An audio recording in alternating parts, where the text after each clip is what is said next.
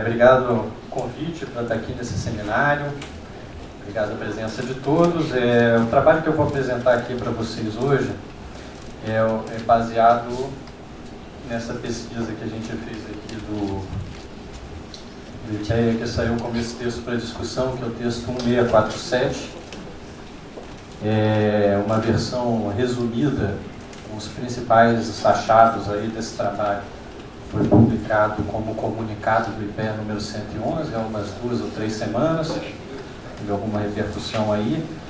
Então o foco desse trabalho é o seguinte: quando a gente está falando de pobreza, a gente não pode, até porque como tem muitas linhas diferentes, as pessoas usam linhas diferentes, a gente não pode pensar, uma coisa que a gente não pode pensar só na pobreza, a gente tem que olhar para o que aconteceu com os outros grupos também, para a gente ter uma dimensão comparativa de como a vida dos pobres mudou. Eu vou fazer uma apresentação onde eu vou concentrar mais nos aspectos que mais mudaram nesses últimos anos.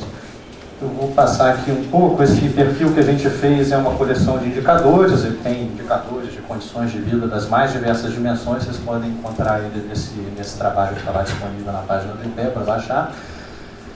E a gente calculou esses indicadores desagregados por regiões, por estados, por Brasil inteiro. A gente já apresentou uma parte desse trabalho aí em alguns lugares do Brasil, mas hoje eu vou me ater aos dados do Brasil aqui hoje. A gente trabalha com 4 estratos, tá? Extremamente pobres, que são as famílias que têm renda menor do que 67 em 2009. Esse valor corresponde exatamente à linha de pobreza extrema oficial, que foi adotada pelo Plano Brasil Sem Miséria, agora em 2 de junho de 2011. Corresponde exatamente, supondo que a data de referência é setembro de 2010, que aí tem os efeitos dos deflatores, mas dá mais ou menos isso, R$70 em 2010 e 2011, dá mais ou menos uns 67 em 2009. Os estratos seguintes são os pobres, que a gente fez 2 vezes a extrema pobreza, que é mais ou menos aí o critério de elegibilidade do Bolsa Família. A gente fez um outro grupo que são o que a gente chamou aí de vulneráveis, que são as pessoas que vivem com até um salário mínimo de renda domiciliar per capita mensal.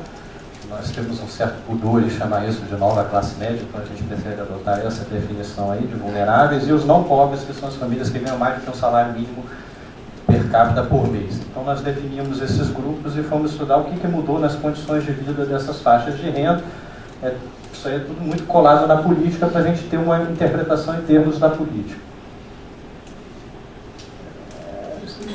Uma coisa importante, assim, que é só um detalhe, mas que é importante falar aqui, que é o seguinte: uma coisa interessante que está acontecendo no Brasil nos últimos anos é que está ficando cada vez mais difícil estudar os extremamente pobres, porque o grupo está diminuindo de tamanho efetivamente, e quanto menor o tamanho do grupo, mais difícil é estudá-lo a partir de pesquisas amostrais. Então, algumas dos indicadores que eu vou mostrar aqui para vocês estão sujeitos a um erro muito grande.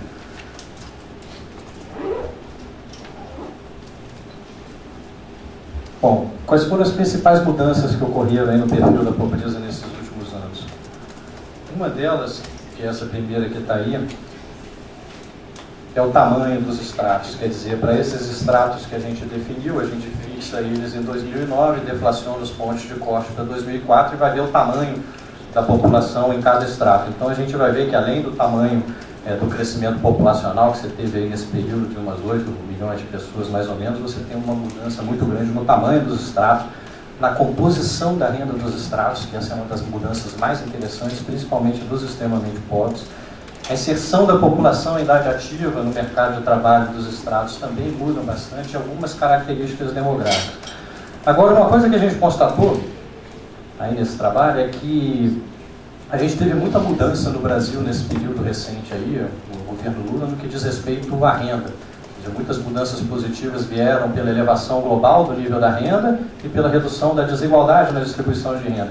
Porém, nas outras dimensões, a gente não teve um progresso tão grande, ou seja, no mesmo ritmo, na mesma magnitude. Então, quando a gente olha as várias dimensões que a gente pode ver as condições de vida de quem está na pobreza, a gente vai ver o seguinte, que geralmente você teve uma melhoria maior do que dependia da renda das famílias. Então, por exemplo, posse de telefone celular explode, a segunda onda de democratização do acesso à telecomunicação pelo celular pré-pago.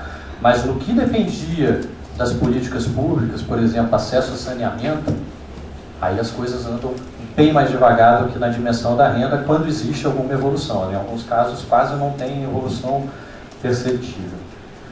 Bom, vamos ver aí a mudança do tamanho dos estratos. Então, esses tamanhos aí, esse corte que a gente faz aí de um salário mínimo per capita para os não pobres e os outros grupos de renda abaixo disso, ele é muito interessante pelo seguinte, que com esse recorte, você percebe que o único grupo que cresce de tamanho é o dos não pobres, é o grupo das pessoas que ganham mais do que um salário mínimo per capita por mês. Todos os outros grupos diminuem de tamanho, diminuição de tamanho absoluta e bem significativa. Então a gente tem aí, ó, por exemplo, o grupo em extrema pobreza, a gente tem uns 6 milhões de pessoas que esse extrato se reduziu em 6 milhões de pessoas nos últimos anos. É comum a interpretação de que esses 6 milhões e que a pobreza se reduziu seriam o número de pessoas que saíram da pobreza, que é uma interpretação um pouco equivocada. Na verdade, o número de pessoas que saíram da pobreza nesse período é maior do que 6 milhões. O que nós estamos olhando aí é o saldo, é a mobilidade estrutural, a diferença do tamanho do extrato. Por quê?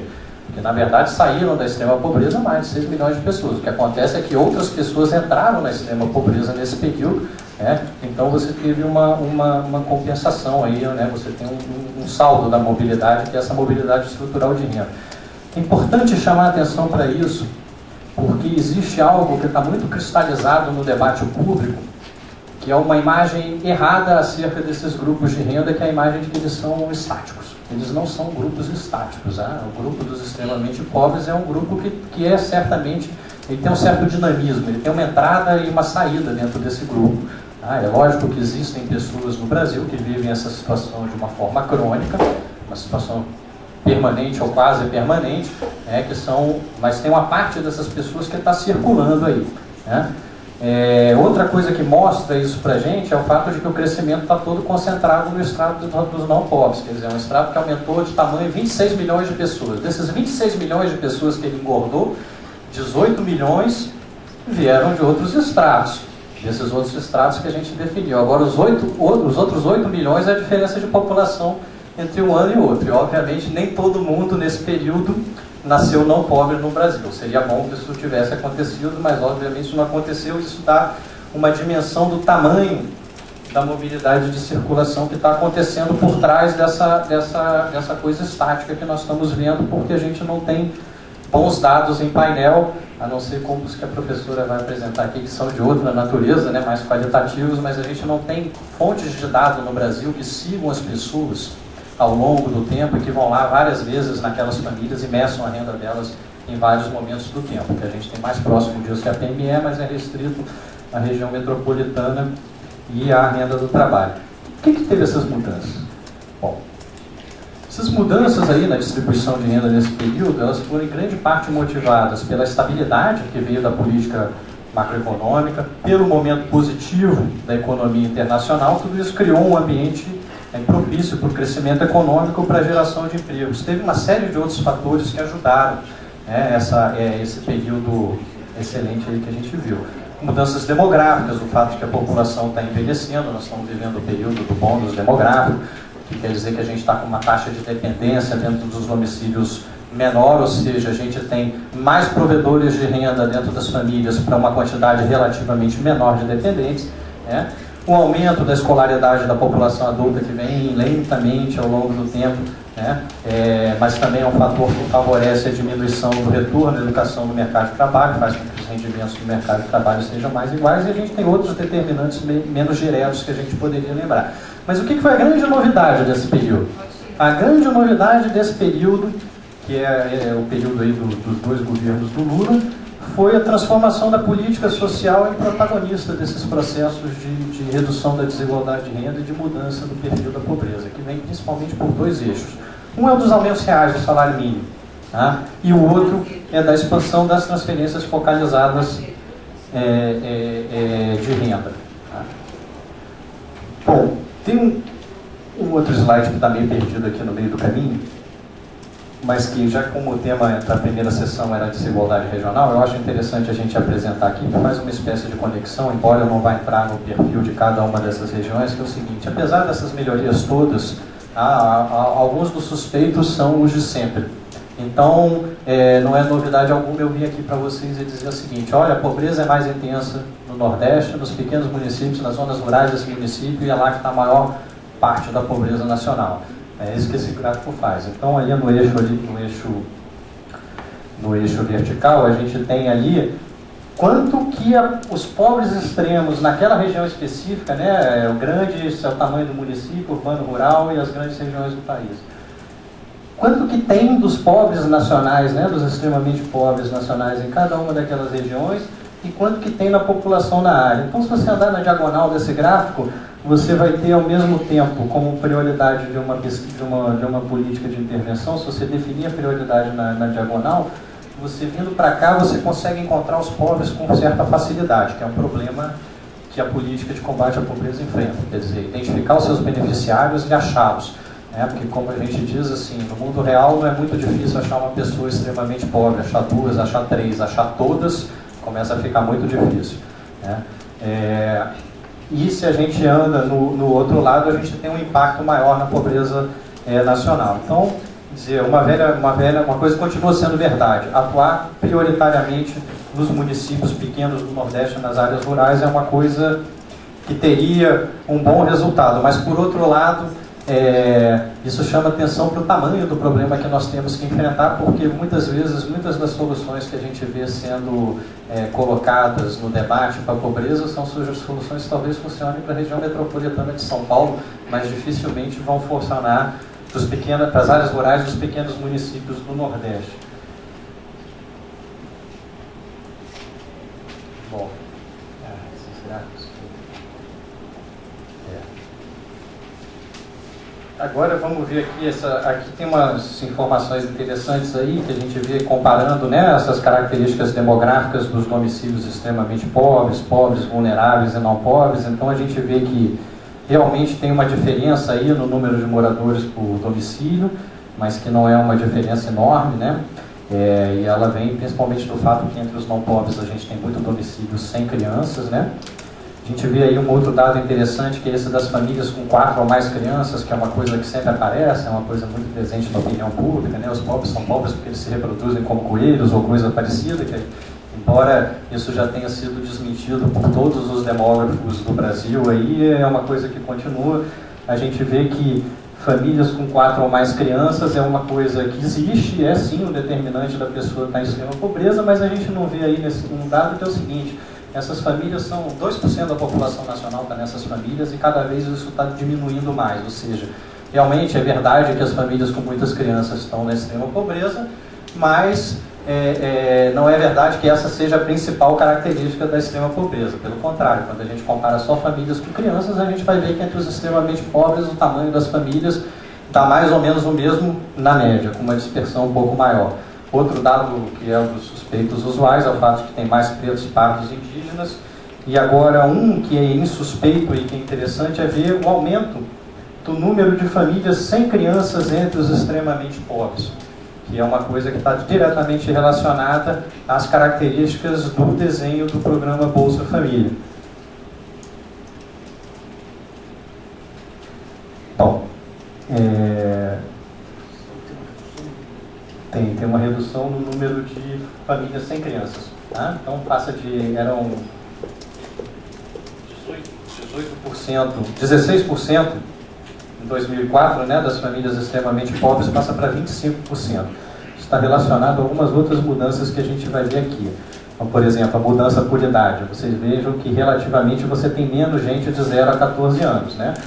E praticamente você não existe entre os extremamente pobres idosos no Brasil, que tem a ver com as características da nossa política social, que, como em outros países, não é só o nosso, ela é mais generosa com os idosos do que com as crianças, ou com os pais das crianças. Embora você tenha tido essa redução aí de crianças de 0 a 14 anos saindo da extrema pobreza, muito por causa do... Vocês conhecem, o Bolsa Família tem um benefício variável que está ligado à presença de crianças. Então, se você tem duas famílias extremamente pobres, uma sem criança e outra com criança, a família extremamente pobre sem criança, ela pode receber o benefício básico invariável do Bolsa Família, mas ela não recebe os outros. Uma família que tem 3 crianças recebe 3 benefícios, então ela tem relativamente mais chance de, a renda dela aumentar, ela passar o limiar da pobreza para a faixa seguinte.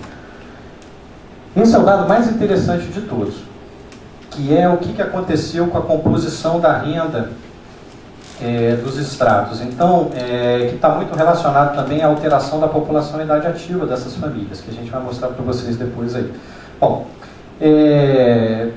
vocês vejam que a primeira linha aí dos extremamente pobres, vou ficar só neles, que o padrão dos não pobres é um pouco diferente, mas de certa forma vale a mesma coisa que eu vou dizer aqui. É o seguinte, a gente vê as rendas do trabalho aí de menos de um salário mínimo, de mais de um salário mínimo ou mais, as transferências e a previdência.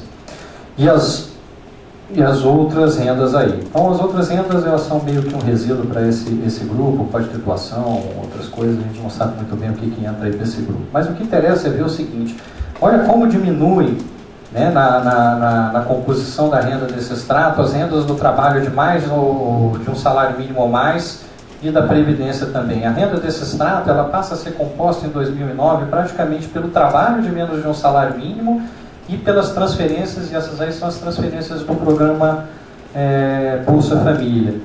Então vocês vejam que isso está mostrando uma coisa que acontece na população em idade ativa também. Como você teve aumentos reais do salário mínimo, que foram muito maiores do que a inflação, né?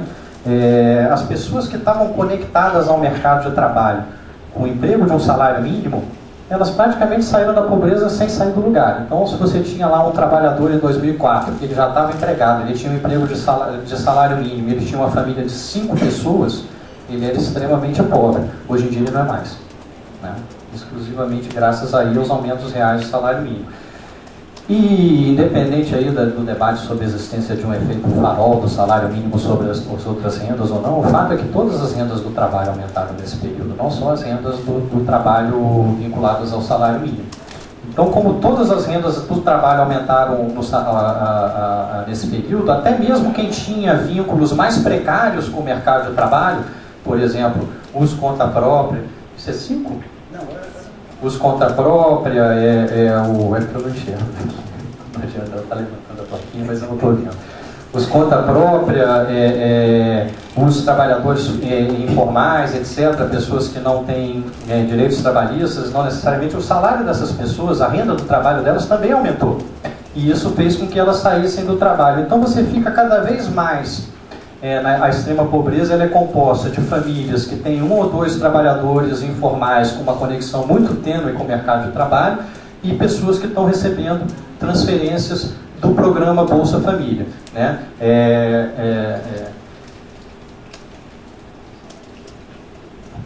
E esse slide tem exatamente o que eu acabei de falar.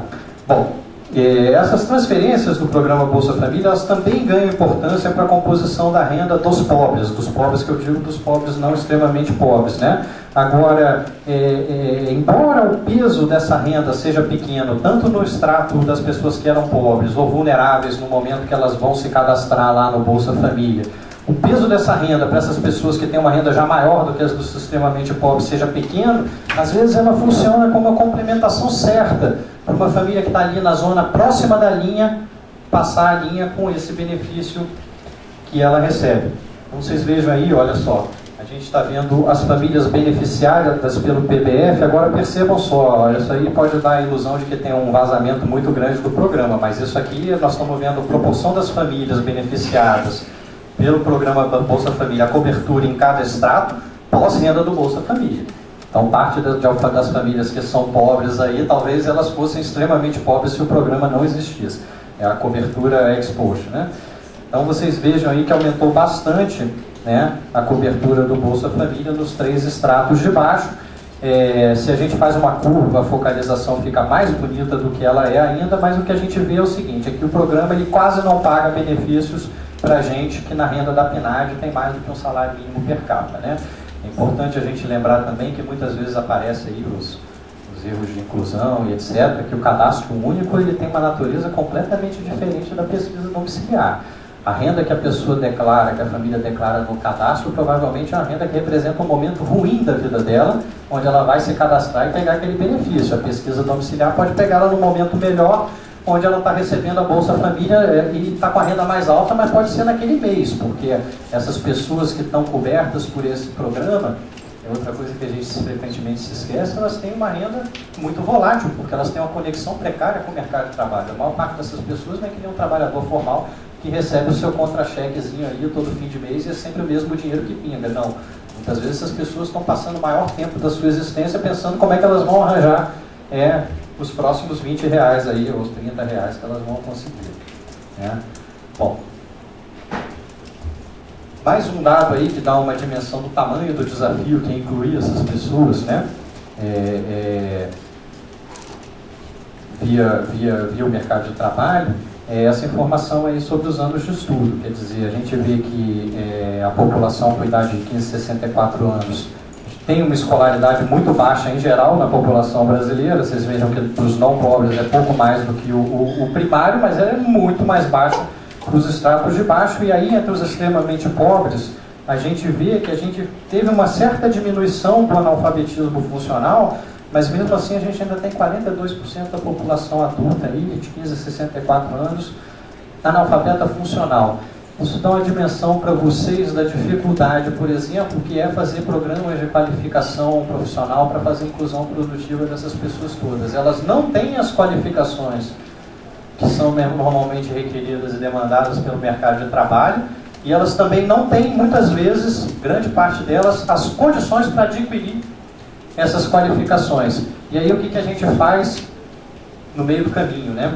O que a gente faz enquanto essas pessoas não conseguem reunir essas condições para que elas possam sair pelos seus próprios meios da pobreza. Aí, como vocês vejam aí aquilo que eu falei da PIA, né? Principalmente ali nas duas primeiras colunas, que mostra a mudança na composição da população e idade ativa dessas famílias, o dado que chama a atenção aí é o aumento da proporção de desocupados e inativos entre os extremamente pobres, que tem a ver com esse aumento das famílias sem crianças. O que você está acontecendo é o seguinte, é que tem uma parcela da população ali que ficou numa espécie de vácuo da política social, que é a família que tem, por exemplo, 2 adultos, família no fase de ninho vazio, né? Os filhos já saíram, etc. De repente é uma família de 2 adultos, ali na faixa dos 50 e poucos anos, é gente que não está com idade suficiente para entrar em nenhuma previdência contributiva, não tem tempo de trabalho para pegar nenhum outro tipo de previdência, saiu do mercado de trabalho e não consegue voltar para o mercado de trabalho.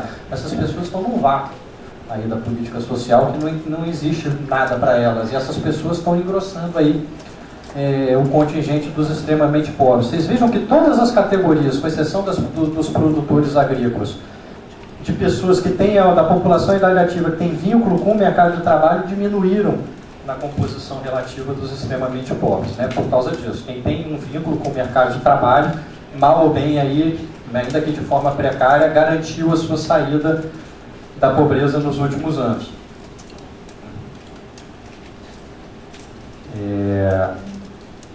Tem vários dados, o que interessa aí é essa coisa que está em negrito, que é o grande fato aí que chama a atenção. Quer dizer, essas mudanças sugerem que todo mundo que estava ocupado conseguiu um emprego formal, saiu da extrema pobreza, a não ser que a pessoa tenha uma família com mais de 7 dependentes dela. Aí ela continua na extrema pobreza, mas são situações cada vez mais raras, né? E a mesma coisa aconteceu para um outro grupo de pessoas, que é o que a gente vê ali principalmente com os idosos, que é o grupo de pessoas que recebem benefício da Previdência. Previdência também, o piso da Previdência teve reajuste real acima da inflação, e os outros benefícios previdenciários também aí, em que pese o fato de que as pessoas nunca estão satisfeitas com o reajuste, elas querem sempre mais, o fato é que também teve bons reajustes. Então, quem está conectado com a Previdência e com a assistência social, que paga pelo menos um salário mínimo, também conseguiu aí sair da pobreza nesse período. Agora, o problema é o seguinte, tem famílias que saíram da pobreza por causa dessa conexão com a Previdência e com a assistência social. E tem outras que também não têm conexão com o trabalho e não saíram. Quais são essas famílias? A gente vê aqui, ó, isso aqui foi uma coisa que foi pedido para a gente, até foi uma sugestão da própria ministra do Desenvolvimento Social, quando a gente apresentou esse trabalho para ela, e diz assim, não, mas olha, a gente precisa de uma cara nesses números, a gente precisa ter umas famílias típicas, porque é bom para isso, para focalizar a política, para saber o que a gente tem que procurar, o que a gente deve priorizar. Então a gente tentou lá, torturou os dados bastante para tentar chegar numa boa tipologia de famílias, e a gente tentou, pelas características demográficas, porque a política é toda voltada para as características demográficas, né, da população, é toda orientada por isso, e pela conexão com o mercado de trabalho. A gente conseguiu definir bem em função da conexão no mercado de trabalho. A gente chegou nesses 3 tipos aí, que vocês vejam que para os extremamente pobres, 97% da população dos extremamente pobres está num desses 3 tipos de famílias aí, sem ser o outro, né? Que são as famílias sem conexão. O que é essa família sem conexão? É uma família que toda a população em idade ativa da família está desocupada ou inativa. Eles não têm conexão nenhuma com o mercado de trabalho. Você tem as famílias que a gente chamou de conexão precária, que são essas dos microempreendedores individuais, os conta própria, né, o trabalhador informal, e as famílias que têm uma conexão agrícola, que são as famílias que a população em idade ativa é composta por assentados, trabalhadores rurais, pequenos agricultores familiares, né? Esse tipo de pessoas. Então, o que a gente percebe aí é que essas famílias aí que sem conexão, conexão precária, conexão agrícola, elas vão diminuindo o peso dela à medida que você vai aí para os lados dos não pobres, mas ainda assim tem famílias, o que chama atenção principalmente não pobres, sem conexão com o mercado de trabalho. Então é essa a diferença que tem. A família sem conexão com o mercado de trabalho, que é não pobre, ela tem uma conexão com a política social via previdência ou assistência social que paga o benefício de um piso. Essas outras, de um salário mínimo. Essas outras famílias, principalmente as extremamente pobres, elas também estão conectadas à política social, também estão conectadas à assistência social, mas elas estão conectadas numa modalidade diferente, que é a modalidade Bolsa Família, que paga muito pouco para elas. Então, por exemplo, essas famílias conexão agrícola e extremamente pobres, 80% dessas famílias está cadastrado e recebe o benefício do Bolsa Família. E esse é o dado da PNAD, que a gente sabe que é subestimado em relação aos registros administrativos. Quer dizer que o número de verdade é bem maior. Isso quer dizer o quê? Que o Brasil ele se encontra numa posição muito favorável para dar uma cacetada na pobreza extrema, né, na falta de uma imagem melhor, para dar um cascudão na pobreza extrema, para fazê-la diminuir. Por quê? Porque a gente já conhece a nossa extrema pobreza, a gente já sabe onde esses pobres estão, eles já estão cadastrados e nós já estamos pagando um benefício para eles, uma transferência de renda. O problema é que a transferência de renda que a gente tem pago a eles tem um valor muito baixo. Passando aqui para as... Isso aqui tem umas outras dimensões que são interessantes, mas eu acho que não são o foco, mas essas duas tabelas aqui, eles dão uma ideia dessa diferença entre o que andou porque dependia da renda das famílias e o que não andou tão bem porque dependia das políticas, que é o caso, ó, pessoas em domicílio com telefone celular extremamente pobre, foi para 12 para quase 50% ali, né? Para ser 49%. Já aí a gente vai ver pessoas em domicílios com escoador adequado de esgoto, quase não andou, né? Uma diferença de 6 pontos percentuais aí. Bom, então, para concluir, né, as grandes conclusões que a gente teve desse trabalho é isso, que a gente teve, a grande novidade nesse período foi o protagonismo da política social, que foi importante para a mudança no perfil da pobreza, né? Mas o que teve efeito aí mesmo nesse período foi o crescimento e a geração recorde de empregos formais, sim, né? Então, se a gente tivesse o aumento real do salário mínimo, talvez ele tivesse menos efeitos e ele nem fosse possível se a gente não tivesse num momento favorável com a economia crescendo e expandindo empregos, né? Que não teria o mesmo efeito esse aumento real se você não tivesse um aumento também na massa de pessoas influenciadas pelo aumento do mínimo. Você teria problemas para fazer crescer a cobertura da Previdência, se você não tivesse tanta formalização, tanta criação de emprego, né? E o próprio PDF, o próprio Bolsa Família, ele teria sido bem menos efetivo do que ele foi. Por quê? Porque o Bolsa Família, dado o desenho dele hoje, ele só proporciona a ascensão para o extrato de renda superior de uma família que tem conexão com outra fonte de renda. Ou seja, se uma família vai receber o Bolsa Família hoje e ela não tem nenhuma conexão com nenhuma outra fonte de renda, ela tem renda zero, ela continua na extrema pobreza mesmo depois de receber o benefício. Uma família extremamente pobre, ou pobre do Bolsa Família, passar a ser pobre ou passar a ser vulnerável, trocar de faixa de renda, ela precisa, além do benefício do programa, de ter alguma coisa que ela mesma aporte para a sua renda domiciliar, né? Quer dizer, aquela coisa do efeito preguiça também, que já foi várias vezes desmontado. O fato é que a renda do Bolsa Família sozinha não tira ninguém nem da pobreza nem da extrema pobreza. A família vai continuar lá se ela estiver recebendo o Bolsa Família e não tiver nenhuma outra fonte de renda. Então a gente teve aí o primeiro efeito aí da diminuição da pobreza foi essa mudança estrutural na distribuição de renda, aumento da média para todo mundo e redução da desigualdade. Em segundo lugar, a gente tem aí o aumento do mínimo canalizado via política social, via previdência e benefício de prestação continuada, principalmente. E, em último lugar, a gente tem aí vindo como efeito, né, a ação do Estado para reduzir pobreza, os efeitos do Bolsa Família, porque, como eu disse, eles só podem beneficiar a família que tem uma outra conexão com o mercado de trabalho. Com essas mudanças, o que aconteceu? A pobreza no Brasil agora está cada vez mais se caracterizando pela falta de conexão da população em idade ativa ao mercado de trabalho, do que por famílias onde os trabalhadores em idade ativa têm uma conexão com o mercado de trabalho, mas tem uma remuneração que não é suficiente para, com aquele trabalho, fazer com que a sua família se eleve acima do nível de pobreza extrema. Eu vou ficar por aqui. Muito obrigado.